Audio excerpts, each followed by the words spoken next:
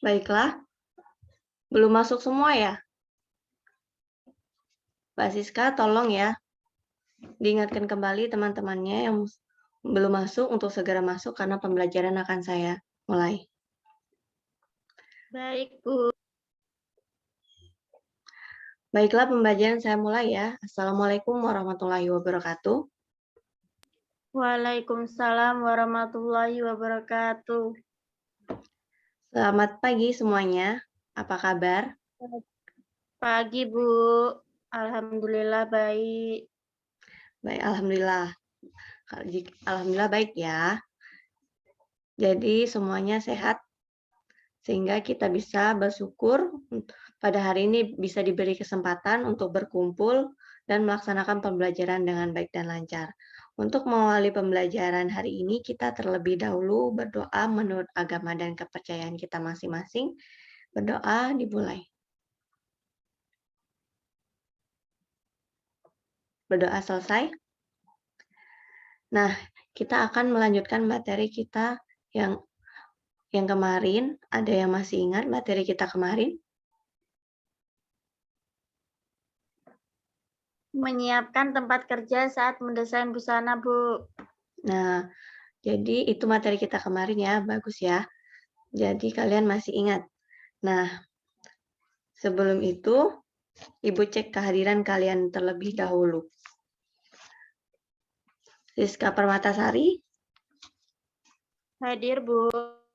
Osi Arisami, Hadir, Bu. baik hadir semua ya. Nah, hari ini kita akan melanjutkan materi kita kemarin. Masih tentang desain busana.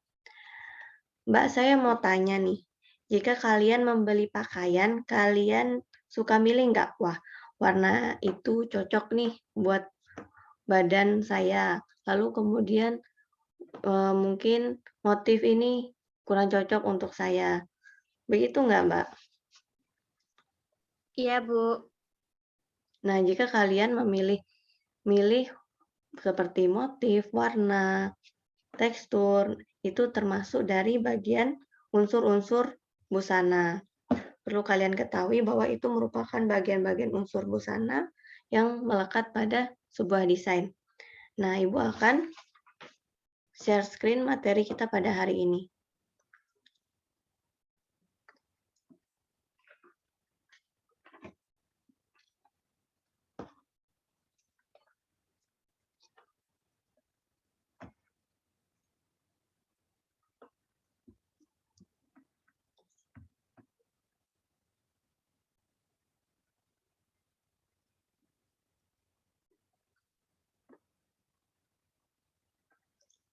Apa materinya sudah terlihat? Sudah, Bu. Nah, hari ini kita akan belajar tentang unsur-unsur desain busana. Apa sih tujuan mempelajari unsur-unsur desain busana? Nah, tujuannya setelah mempelajari pembelajaran kita pada hari ini, Ibu harap kalian dapat mengetahui, mengenal, dan memahami unsur-unsur desain busana dalam sebuah busana. Sehingga kalian dapat menerapkan pembelajaran ini dalam kehidupan sehari-hari.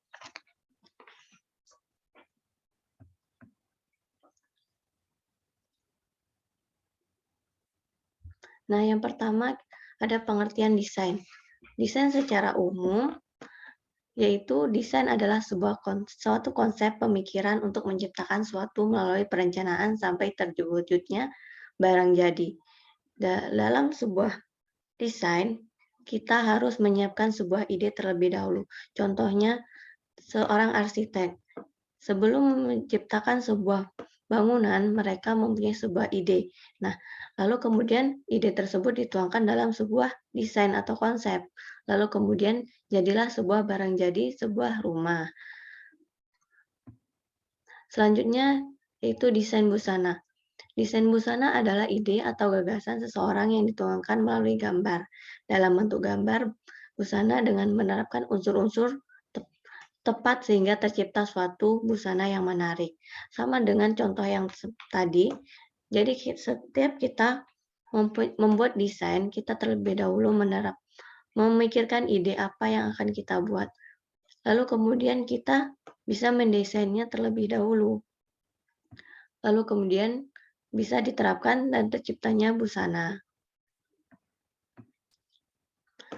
Nah, unsur-unsur desain. Unsur-unsur desain ada 7 ya. Yang pertama adalah garis, arah, bentuk, ukuran, tekstur, value, atau gelap terang, dan warna. Kalau disingkat menjadi GABUT-VW. Bisa dipahami ya?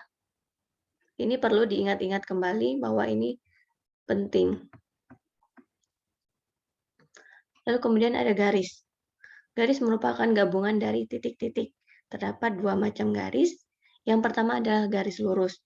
Garis yang jarak antara ujung dan pangkalnya mengambil jarak yang paling pendek. Lalu kemudian ada garis lengkung.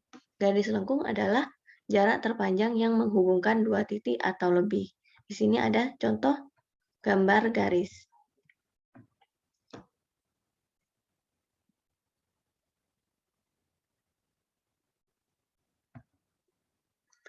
Selanjutnya sifat garis lurus. Nah, sifat garis lurus ini yang pertama adalah mempunyai ketegasan, kepastian, kekakuan, ketegangan, kekokohan.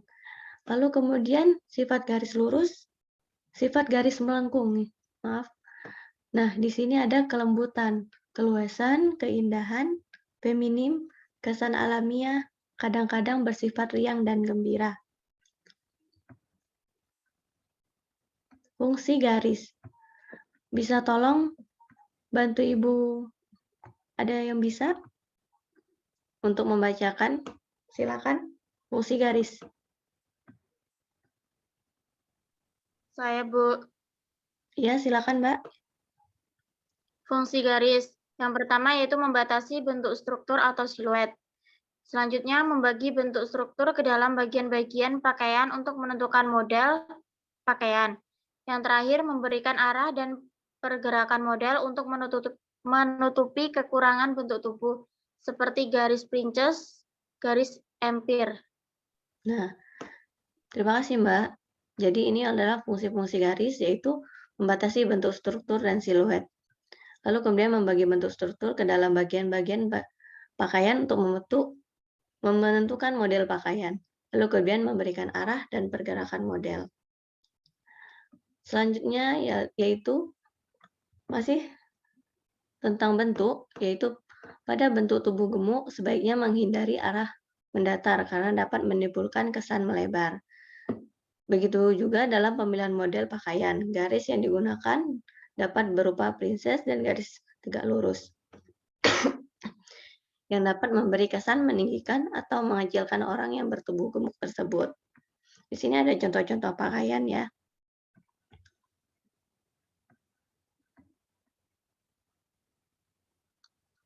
Nah, yang kedua ada bentuk. Bentuk adalah hasil hubungan dari beberapa garis yang mempunyai area atau bidang 2 dimensi.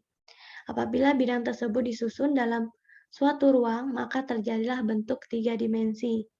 Bentuk itu ada 3 macam. Yang pertama bentuk naturalis atau bebas, yang kedua geometri, yang ketiga bentuk dekoratif. Nah, di sini ada bentuk naturalis atau bebas.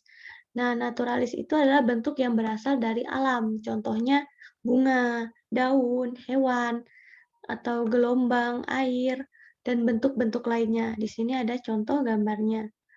Lalu kemudian bentuk geometris.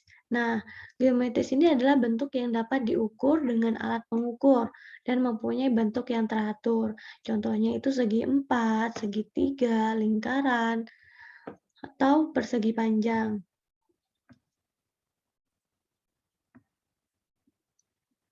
Ini adalah bentuk dekoratif. Adalah bentuk yang sudah diubah dari bentuk asli melalui proses stilir gaya yang masih ada ciri khas bentuk aslinya. Bentuk-bentuk ini dapat berupa ragam hias pada sulaman dan hiasan lainnya yang bentuknya sudah tidak seperti bentuk aslinya. Nah, di sini ada contoh gambar burung hantu. Di sini sudah berubah ya. Jadi bulu-bulunya bukan seperti bulu-bulu burung hantu lagi. Sini ada seperti motif batik.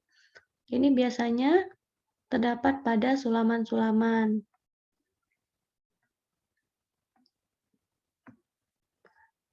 Lalu kemudian yang keempat ada ukuran.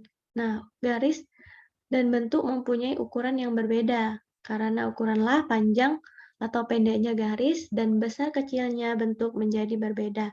Pada busana, ukuran digunakan untuk menentukan panjang rok, lengan, dan celana. Nah, di sini ada gambar penentuan ukuran rok. Jadi, ukuran rok itu terbagi menjadi beberapa bagian.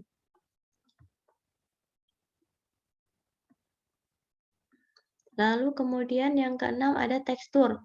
Tekstur merupakan keadaan permukaan suatu benda atau kesan yang timbul dari apa yang terlihat atau yang bisa diraba.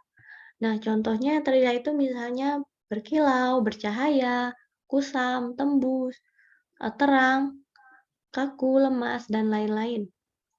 Lalu yang bisa diraba apa? Misalnya benda kasar, benda halus, tipis, tebal, ataupun licin.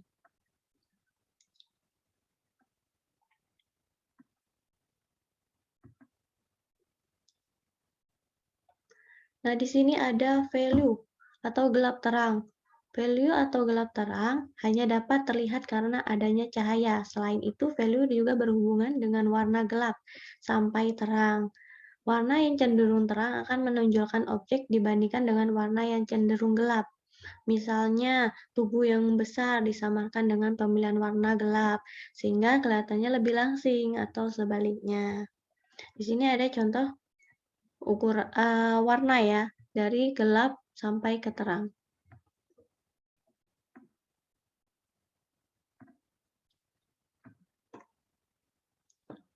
Nah, yang terakhir adalah warna. Warna merupakan desain yang paling menonjol. Dengan adanya warna menjadikan suatu benda dapat dilihat. Selain itu, warna juga dapat mengungkapkan suasana perasaan atau watak benda yang dirancang.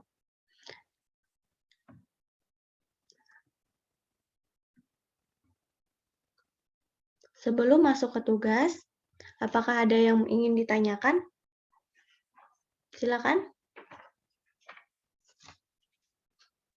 Saya, Bu. Ya, Mbak, silakan, Mbak. Saya kan mempunyai banyak bahan kain yang berkilau seperti satin. Di rumah tekstur bahan seperti itu cocok untuk tubuh seperti apa ya, Bu? Nah, pertanyaan yang bagus ya, Mbak. Jadi, bahan kain yang berkilau ya seperti satin. Nah, itu teksturnya itu yang bercahaya atau berkilau ya, dapat membuat seseorang kelihatan lebih besar atau gemuk. Maka bahan tekstil yang bercahaya itu lebih cocok dipakai oleh orang yang bertubuh kurus sehingga terlihat lebih gemuk. Begitu juga dengan lebih gemuk begitu jadi sehingga jika bertubuh gemuk itu ada baiknya menghindari kain yang berkilau. Begitu, Mbak. Ada yang mau ditanyakan lagi?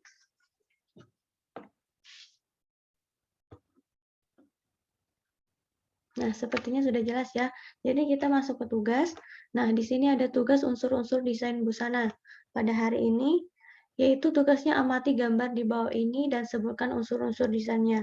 Silakan kalian mengamati gambar yang ada pada yang ada. Jadi kerjakan pada buku latihan ya. Nanti kalian bisa mengumpulkannya pada pertemuan selanjutnya atau nanti bisa diketik hasil tugasnya diketik, maaf. Jadi tugasnya diketik lalu dibuat di PDF. Silakan kumpulkan pada WA group. Tugasnya bisa dikirim pada pertemuan selanjutnya. Nah, untuk pertemuan selanjutnya sudah selesai ya. Jadi, kesimpulan pada pembelajaran hari ini, Ibu dapat mengandung kesimpulan bahwa unsur-unsur desain busana merupakan bagian dari sebuah busana yang dipakai sehingga dapat tercipta sebuah busana yang menarik. Unsur desain busana itu terdiri dari 7 unsur, yaitu garis, bentuk, arah, ukuran, tekstur, value, dan warna. Nah, 7 unsur ini adalah hal pokok dalam menciptakan sebuah busana. Begitu ya, ada yang mau ditanyakan? Jika tidak ada, sekarang tolong job sheet yang sudah Ibu berikan ditutup ya. Nah, Ibu akan memberikan cross test atau sedikit pertanyaan. Yang bisa menjawab silakan akan Ibu beri nilai plus. Pertanyaannya, sebutkan unsur-unsur desain busana yang baru saja kita pelajari. Izin menjawab, Ibu. Ya, silakan. Unsur desain busana ada 7. Yang pertama garis, arah, bentuk, ukuran, tekstur, value, dan warna, Ibu. Nah, bagus sekali ya. Terima kasih, Mbak Osi ya. Ya. Jadi, Mbak Osi menyimak ya pembelajaran kita pada hari ini. Ada yang bisa menjawabnya lagi? Ibu beri kesempatan. Tidak ada? Nah, jadi kalau sudah tidak ada, jadi silakan minggu depan pelajari lagi modul yang sudah Ibu berikan sebelumnya. Nah, untuk minggu depan silakan kalian minggu depan kita praktek ya. Jadi silakan kalian membawa buku gambar. Kita akan praktek tentang dasar-dasar desain busana. Bawa buku gambar dan alat tulis seperti pensil, pewarna, penghapus, dan lain-lain. Jadi tolong dibawa perlengkapannya. Nah, untuk pembelajaran hari ini, Ibu cukupkan sampai di sini. Semarilah kita berdoa menurut agama dan kepercayaan kita masing-masing. Berdoa dimulai. Berdoa selesai. Ibu akhiri dengan wassalamualaikum warahmatullahi wabarakatuh. Terima kasih. Waalaikumsalam warahmatullahi wabarakatuh.